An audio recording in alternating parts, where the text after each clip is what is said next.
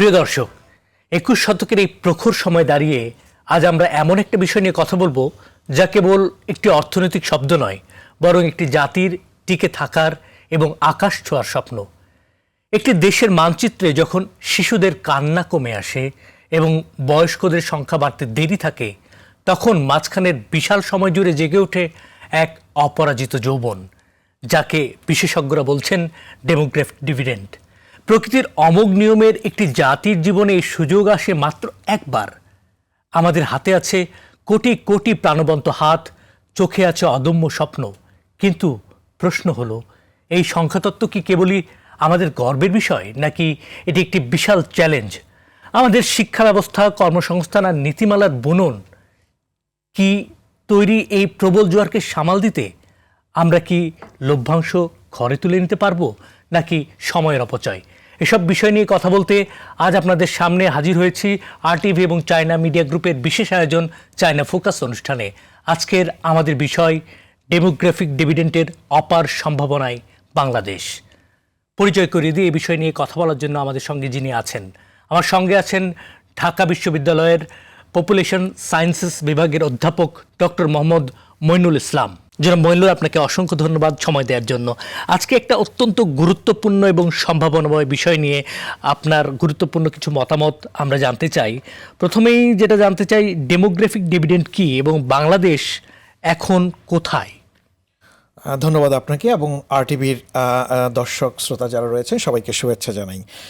আপনি অত্যন্ত সুন্দরভাবেই প্রথমে প্রারম্ভিক যে আলোচনাটা শুরুতে আপনি বলছিলেন যে বাংলাদেশের জনমিতিক, যেটা আমি এটাকে বাংলায় বলি লভ্যাংশ, ইংরেজিতে বলা হয়ে থাকে জনমিতিক বা ডেমোগ্রাফিক ডিভিডেন্ড।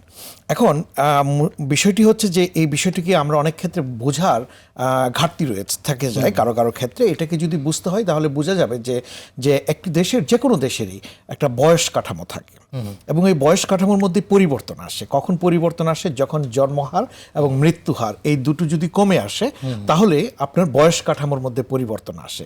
এবং সে প্রেক্ষাপটে দেখা গিয়েছে যে জনমিতিক রূপান্তর যে মডেলটি রয়েছে, যেটি সমগ্র বিশ্বের সব দেশে কিন্তু অনুসরণ করে থাকে, এবং এই রূপান্তর মডেল অনুযায়ী দেখা যায় যে আমরা বাংলাদেশ এখন জনমিতিক রূপান্তর মডেলের তৃতীয় পর্যায়ে রয়েছে, অর্থাৎ মৃত্যুহার কম, জন্মহারও কম্পারেটিভলি কম তুলনামূলকভাবে। সেক্ষেত্রে এখন বয়স কাঠামোর মধ্যে একটা অনুকূল পরিবেশ তৈরি হয়েছে, অর্থাৎ এখানে কর্মক্ষম জনগোষ্ঠী যাদের বয়স হচ্ছে 15 থেকে 64 বছর, এই 15 থেকে 64 বছরের যারা কর্মক্ষম জনগোষ্ঠী, এই সংখ্যাটা দেখা যাচ্ছে যারা নির্ভরশীল জনসংখ্যা, যারা 0 থেকে 14 এবং 65-র ঊর্ধ্বে যারা রয়েছে, তাদের তুলনায় দেখা গেছে যে সবচেয়ে বেশি আনুপাতিক আকারে।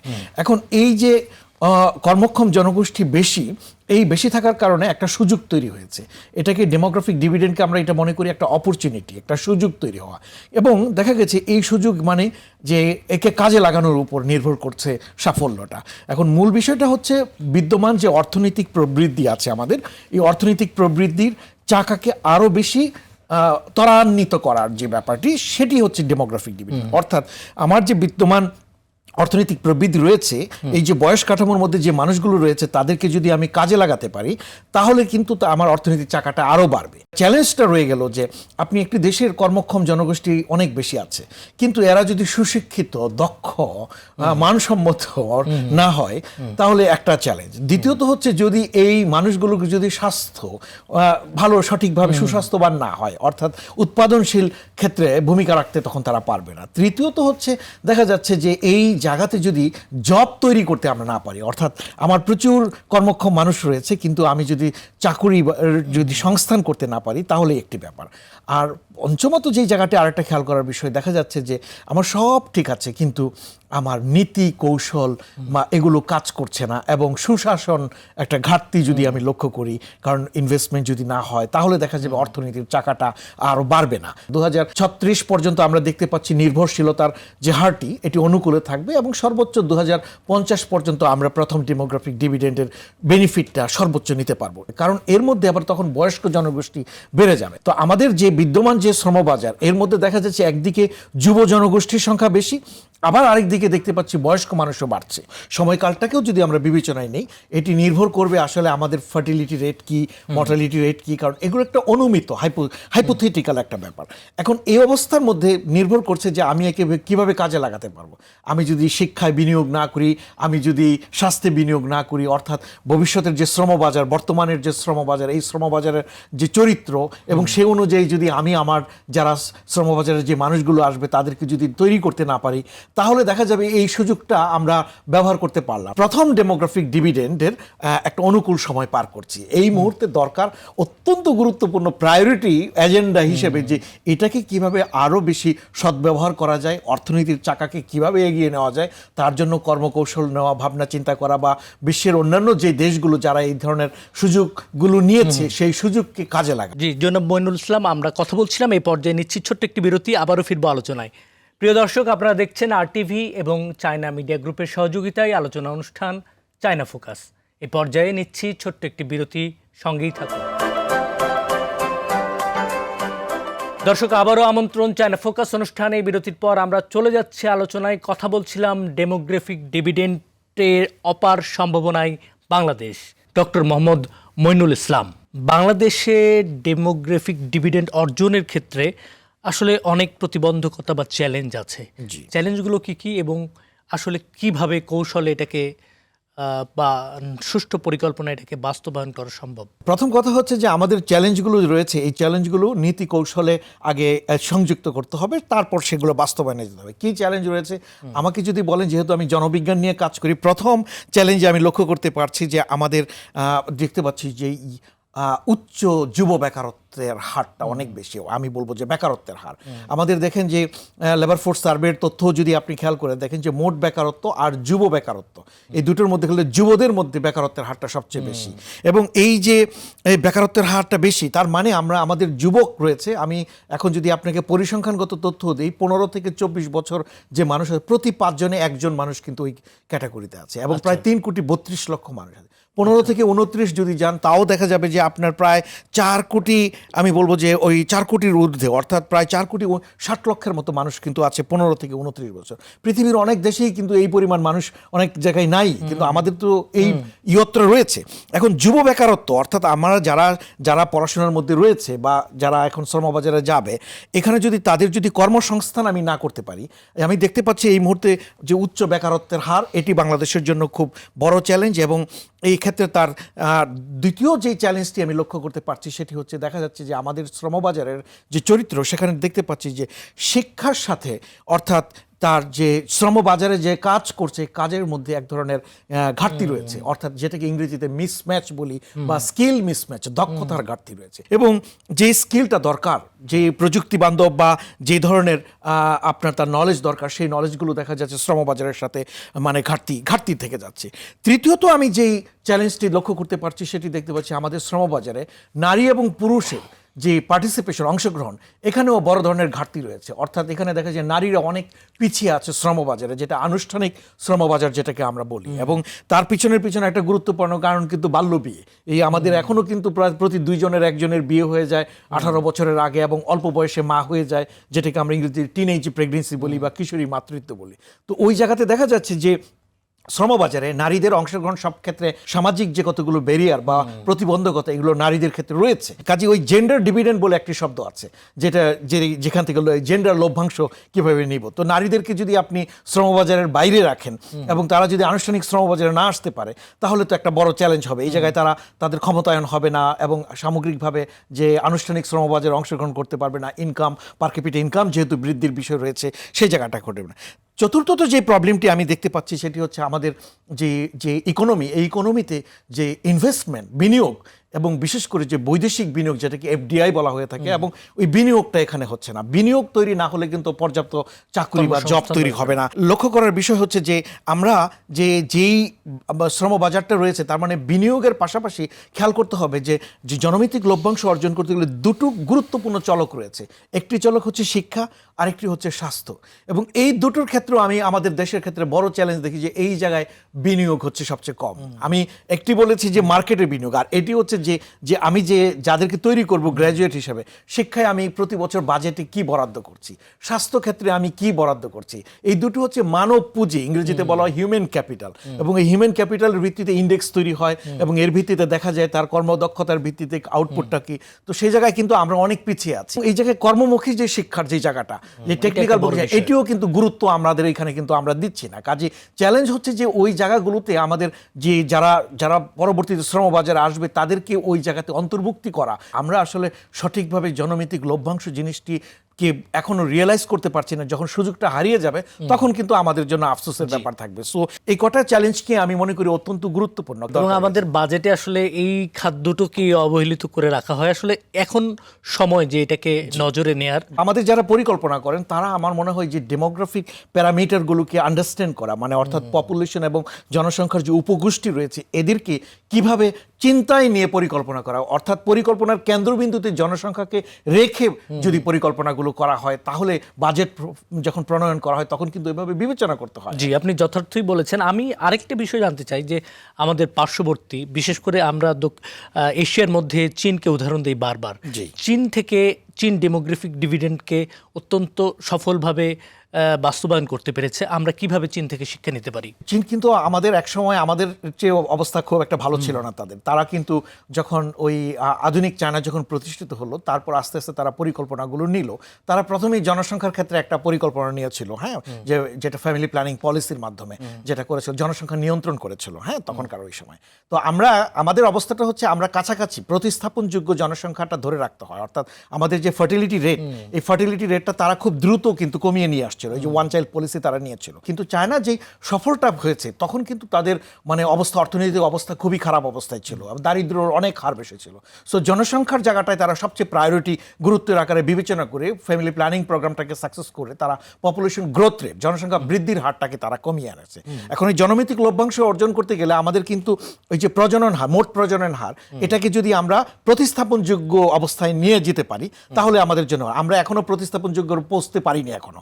সো এইটা একটি জায়গা, ওইটা চায়না এই কাজটি করেছে। দ্বিতীয় কাজ যেটি করেছে চায়না, তারা কিন্তু প্রচুর পরিমাণে এমপ্লয়মেন্ট জেনারেট করেছে। আমি দেখতে পেয়েছি সেখানে তারা স্মল মিডিয়াম এন্টারপ্রেনারশিপ যে জায়গাগুলো, এইগুলো এসএমই, এই জায়গাটাকে তারা খুব গুরুত্ব চায়না কিন্তু দিয়েছে। চায়নার যে নীতি কৌশলগুলো, তারা কিন্তু শিক্ষা, স্বাস্থ্যে এই দুটো জায়গায় বিনিয়োগ করেছে দীর্ঘমেয়াদী, এবং এই বিনিয়োগের কারণে তারা কিন্তু মানে তার সফল কামটা তারা পেয়েছে। এবং তারা প্রযুক্তিকে খুব গুরুত্বের সাথে বিবেচনায় নিয়েছে, এবং যে জব মার্কেটের যে চরিত্র, এই চরিত্রের সাথে যে প্রযুক্তিকে যে সমন্বয় করা, এবং যেখানে ওরা কিন্তু টেকনোলজিক্যালি অনেক বেশি আপডেটেড হয়ে গেছে।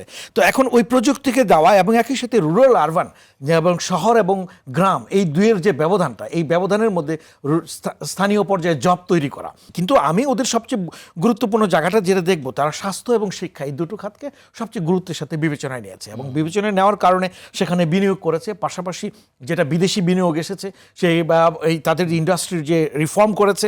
তো এই জায়গাগুলো কিন্তু চায়না আরবান প্ল্যানিং করেছে এবং রুরাল প্ল্যানিংও করেছে। তাহলে এখন ওই জায়গাতে তারা কিন্তু মানে লো স্কিল জবে গুরুত্ব দেয়নি, তারা হাই স্কিল জবের দিকে দূরে দেয়। আমাদের যে বাজার ব্যবস্থা, এটা হচ্ছে অপ্রাতিষ্ঠানিক বাজার ব্যবস্থা, ফর্মাল লেবার মার্কেট না কিন্তু না। তো এখন এই অপ্রাতিষ্ঠানিক শ্রমবাজারেও আমাদের চিন্তা করতে হবে কিভাবে কোয়ালিটি ইমপ্রুভ করা যায়। তো আমার যেটা মনে হয়েছে যে চায়না যে কাজটি করেছে, যে এক ধরনের সময়ের সাথে সাথে যে লেবার ইন্টেন্সিভ জায়গা থেকে ক্যাপিটাল ইন্টেন্সিভের জায়গা থেকে যে যাওয়া, সেদিকের একটা ট্রানজিশন ঘটেছে, এবং টেকনোলজিক্যাল ইনোভেশনের দিকে তারা ধাবিত হয়েছে। এবং আমি বলবো যে ওই যে লো স্কিল জব থেকে তারা হাই স্কিল জবের দিকে ফোকাস করেছে, অ্যাটেনশন করেছে। তো এবং প্ল্যানিংগুলো তারা কিন্তু জনসংখ্যাকে কেন্দ্রবিন্দুতে রেখে কিন্তু ভেবেছে, যার জন্য আমরা বলি যে হিউম্যান ক্যাপিটাল ইন্ডেক্স যদি খেয়াল করে দেখেন চায়নার সাথে আমাদের এই সাউথ এশিয়ান, তারা কিন্তু অনেক এগিয়ে আছে। চায়না যেহেতু ভোকেশনাল এবং টেকনিক্যাল এডুকেশন যেগুলো আছে সেই জায়গা থেকেও তারা কিন্তু প্রায়োরিটি বা অগ্রাধিকার দিয়েছে। কিন্তু আমাদের এই জায়গাগুলোতে আমাদের উচ্চশিক্ষিত বেকার তৈরি করার চেয়ে, বা ওই যে আমরা যেভাবে প্রচুর বিশ্ববিদ্যালয় তৈরি করলাম, অনেক এমএ বা বিএ ডিগ্রি নিয়ে বের হচ্ছে কিন্তু জব মার্কেটে নাই, শ্রমবাজারে কাজ করতে পারছে না। এবং আমি তো ধরেন গ্রামে গঞ্জে যাই, গবেষণার জন্য যাই, আমি যে চিত্রগুলো দেখছি এটা আমাদের জন্য কিন্তু আশান্বিত হওয়ার কোনো কারণ দেখছি না। কারণ আমরা কিন্তু মানে শিক্ষিত বেকার তৈরি করছি, এবং সেই শিক্ষাটাও আপনার মার্কেটের যে চাহিদা তাই চাহিদা অনুযায়ী সেটা করছে কিনা, এবং ভবিষ্যতের শ্রমবাজারের চরিত্র তো আরও পরিবর্তন হয়ে যাবে। কাজে আমাদের কিন্তু পরিকল্পনা হতে হবে স্বল্পমেয়াদী, মধ্যমেয়াদী, দীর্ঘমেয়াদী এবং বৈশ্বিক শ্রমবাজারের চিত্রটা লক্ষ্য করতে হবে। আমাদের শুধুমাত্র মিডল ইস্টে যে লোক পাঠাবো বা ওই ধরনের চিন্তা না, এর বাইরেও আমাদের বৈশ্বিক শ্রমবাজারও ভাবতে হবে। স্থানীয় শ্রমবাজারের চিত্রটাও চিন্তা করতে, এখানে তো জব তৈরি করতে হবে, এখানে পর্যাপ্ত জব তৈরি করার জন্য বিনিয়োগ হচ্ছে সবচেয়ে গুরুত্বপূর্ণ জায়গা। তো বিনিয়োগ তো সেই পরিমাণে ঘটছে না এখানে, এবং প্রাইভেট সেক্টরকে এগিয়ে আসতে হবে কারণ জব দেওয়ার জন্য। তো ওই জায়গাগুলোতে ভাবতে হবে, এবং যারা আসলে এন্টারপ্রেনার মানে উদ্যোক্তা শ্রেণী তৈরি করা, এবং সেই জায়গাগুলোতে আমাদের এই যে চায়নার এক্সাম্পল যেগুলো বললেন বা অন্যান্য দেশের এক্সাম্পলগুলোকে কিন্তু আমরা বিবেচনা দেব। পৃথিবীর অনেক দেশ আছে তারা কিন্তু এই ডেমোগ্রাফিক ডিভিডেন্ডের বেনিফিট নিতে পারেনি। যদি এখন কাজ না করি আমরা, তাহলে কিন্তু সেই জায়গাগুলোতে আমি মনে করি না যে সফল কাম হওয়ার মতো সুযোগ রয়েছে। জি, আপনি যথার্থই বলেছেন। একদম স্বল্পমেয়াদী, মধ্যমেয়াদী, দীর্ঘমেয়াদী এইভাবে করে আমরা 42 এবং 2050কে যদি টার্গেট করে সরকার যদি 5 বছর, 4 বছর মেয়াদি বা 10 বছর মেয়াদি এরকম পরিকল্পনা নিয়ে কাজ করে, তাহলে আশা করা যায় যে আমরা হয়তো বা এই সুযোগ পেতে পারি। জনাব মইনুল ইসলাম, আমরা কথা বলছিলাম, এই পর্যায়ে নিচ্ছি ছোট্ট একটি বিরতি, আবারও ফিরবো আলোচনায়। প্রিয় দর্শক, আপনারা দেখছেন RTV এবং চায়না মিডিয়া গ্রুপের সহযোগিতায় আলোচনা অনুষ্ঠান চায়না ফোকাস। এই পর্যায়ে নিচ্ছি ছোট্ট একটি বিরতি, সঙ্গেই থাকুন। দর্শক, আবারও আমন্ত্রণ চায়না ফোকাস অনুষ্ঠানে। এই বিরতির পর আমরা চলে যাচ্ছি আলোচনায়। কথা বলছিলাম ডেমোগ্রাফিক ডিভিডেন্ডের অপার সম্ভাবনায় বাংলাদেশ। ডক্টর মোহাম্মদ মইনুল ইসলাম, আমি আরেকটু যেটা জানতে চাচ্ছি, ডেমোগ্রাফিক ডিভিডেন্ডের সুবিধা বাড়াতে চীন থেকে কিভাবে আমরা সহযোগিতা নিতে পারি, এবং এই ক্ষেত্রে শিক্ষা ক্ষেত্রে কিভাবে চীনের ভূমিকা থাকতে পারে বলে আপনি মনে করছেন? জি, অত্যন্ত গুরুত্বপূর্ণ প্রশ্ন করেছেন, কারণ আমি মনে করি যেহেতু আমি শিক্ষার সাথে যুক্ত রয়েছি এবং আমি বিষয়টি নিয়ে কাজও করছি যে চায়নার আসলে কোন জায়গায় শিক্ষাক্ষেত্রে কী করতে পারে। এখানে কতগুলো স্ট্র্যাটেজিক এরিয়া আমাদেরকে চিহ্নিত করার ব্যাপার রয়েছে। যেমন ধরেন, প্রথম কথাই বলছিলাম যে এই যে টেকনিক্যাল ভোকেশনাল এডুকেশন, যেটাকে টিবেট আমরা বলি, তাহলে এই জায়গাটা এক্সপান্ড করার জন্য চায়নার কতগুলো মডেল আছে। এই মডেলগুলোর একটা নাম হচ্ছে যে লুপান ওয়ার্কশপ বলা হয়, এবং এই মডেলের মধ্য দিয়ে তারা কি করে যে উচ্চ প্রশিক্ষণ ভোকেশনাল যে স্টুডেন্টরা আছে তাদের দক্ষতার মাত্রাটা বাড়ায়। তাহলে এখন তারা যেই ধরনের কৌশলগুলো নিয়েছে এই ভোকেশনাল ট্রেনিং সংক্রান্ত, এই ধরনের সিমিলার ট্রেনিং আমাদের বাংলাদেশে আমরা নিতে পারি কিনা, এক। 2 নম্বর হচ্ছে যে এখানে যৌথভাবে যে বাংলাদেশ এবং চায়না যদি এই স্কিল ডেভেলপ করার জন্য এই যে রিনিউয়েবল টেকনোলজি বলেন, ইন্ডাস্ট্রিয়াল অটোমেশন বলেন, রোবোটিক্স বলেন, এই জায়গায় ডিজিটাল ইনফরমেশন টেকনোলজি বলেন, এই জায়গায় যৌথভাবে কাজ করার একটা সুযোগ রাখা রয়েছে। এবং এটা যেটা করবে কি যে আমরা হাইলি স্কিলড ওয়ার্কার তৈরি করব, এবং চায়না চিন্তা করে যে আমাদের বাংলাদেশ কিন্তু মানে লেবার কস্ট কিন্তু অনেক কম কম্পারেটিভলি, কিন্তু এই জায়গায় যদি তারা বিনিয়োগ করে এবং এই স্কিলড ওয়ার্কার যদি তৈরি করে, তাহলে যেটা হবে কি আমাদের মার্কেটে যে স্কিল মিসম্যাচ রয়েছে এই জায়গাটায় গ্যাপ তৈরি হবে এবং প্রোডাক্টিভিটির লেভেলটা কিন্তু বেড়ে যাবে। এটি গেল একটি জায়গা। দ্বিতীয় জায়গা আমার যেটা মনে হয়, চায়না এবং বাংলাদেশ কিন্তু অত্যন্ত বন্ধুপ্রতিম দেশ, এবং আপনি জানেন এই যে 50 বছর পূর্তি মানে আমাদের যে দ্বিপাক্ষিক সম্পর্ক, বৈদেশিক সম্পর্কের যে জায়গা বাইলেটারাল রিলেশনশিপ, তার 50 বছর পূর্তি অতিক্রান্ত হলো।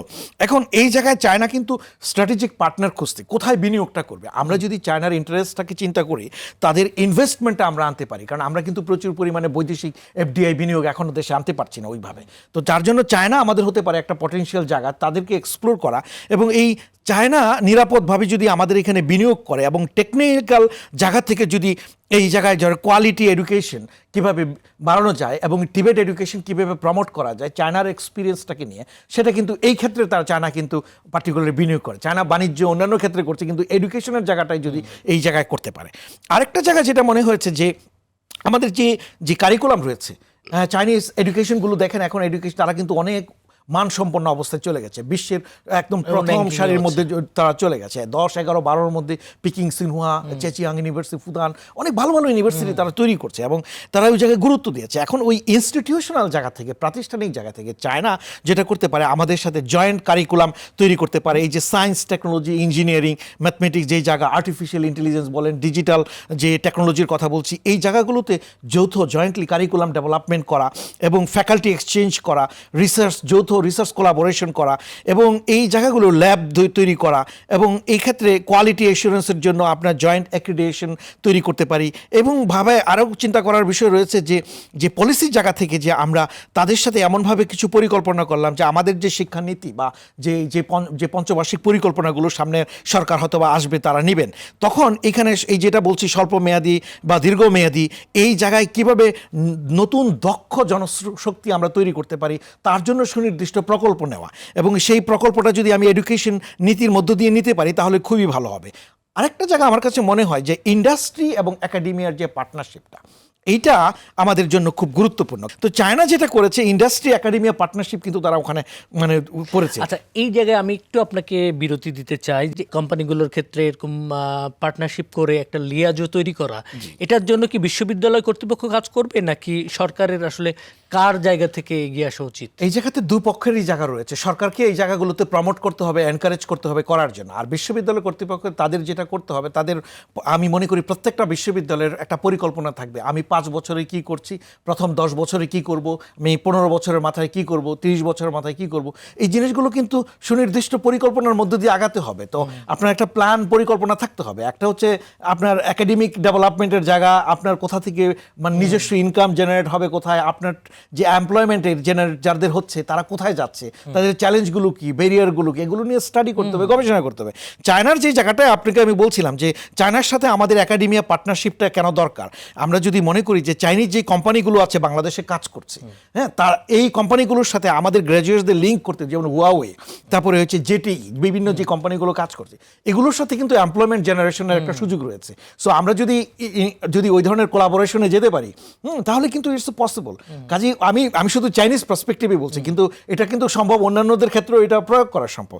এক্ষেত্রে আপনি যেটা বলেছেন দায়িত্ব আমাদের সবারই রয়েছে, সরকারকেও এক্ষেত্রে প্রমোট করতে হবে, এনকারেজ করতে হবে এবং বিশ্ববিদ্যালয়ে তো অবশ্যই আমরা গুরুত্ব দিতে হবে যে এই জায়গাগুলোতে আমরা যে এই ব্যারিয়ারগুলো আছে ব্যারিয়ারগুলোর মধ্যে বাইরে যেতে হবে।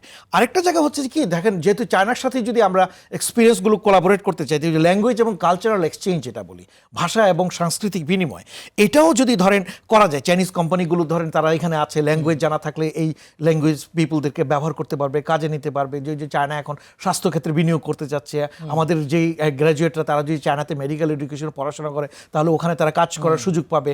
আমি সম্ভাবনার জায়গাটা দেখতে পাচ্ছি যে কিছু হচ্ছে বাড়ানো দরকার, প্রচুর স্কলারশিপ দরকার, স্টুডেন্ট মোবিলিটি বাড়াতে হবে এবং এই নলেজ ট্রান্সফার লাগবে। এবং এক্ষেত্রে চায়না আমি মনে করি যে একটা নলেজ হাব, এবং এই নলেজ হাবের জন্য বাংলাদেশের যারা অ্যালামনাই রয়েছে, আমি পিকিং ইউনিভার্সিটিতে পড়েছি ধরেন ওই জায়গাতে, সো আমার একটা অভিজ্ঞতার জায়গা থেকে আমি বলতে পারি চায়নার সাথে আমাদের যত বেশি কোলাবোরেশন বাড়বে এবং শিক্ষা বিনিময় হবে এবং নলেজ ট্রান্সফার হবে, তত বেশি আমি মনে করি যে আমাদের শ্রমবাজারের জন্য বলেন, কাঙ্ক্ষিত অর্থনৈতিক উন্নয়ন বলেন, সামগ্রিকভাবে যদি মানবিক উন্নয়ন বা দেশের উন্নয়নের কথা বলি, সেটাও কাজে লাগবে। আমি মনে করি গবেষণার ক্ষেত্রে আরও অনেক বেশি বিনিয়োগ করা দরকার এবং একে অপরের সাথে অংশীদারিত্বের ভিত্তিতে যৌথ গবেষণা করা দরকার। মার্কেটের চাহিদাগুলো কি, এবং চায়না তো আমাদেরকে ট্রাস্টেড পার্টনার হিসেবে দেখে, সেক্ষেত্রে এটা আগানো দরকার।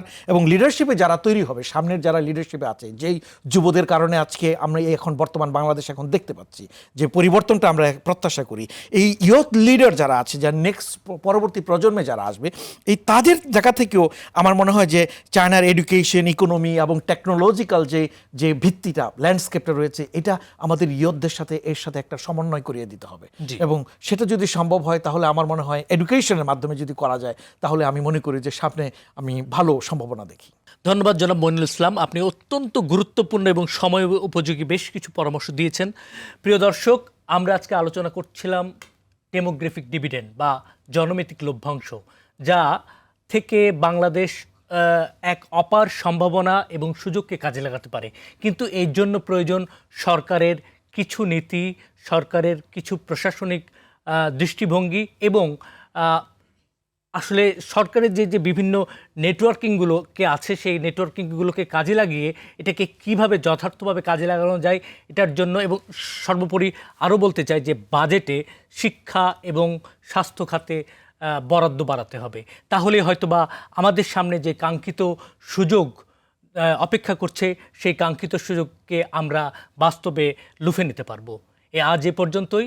সবার জন্য শুভকামনা, ভালো থাকবেন।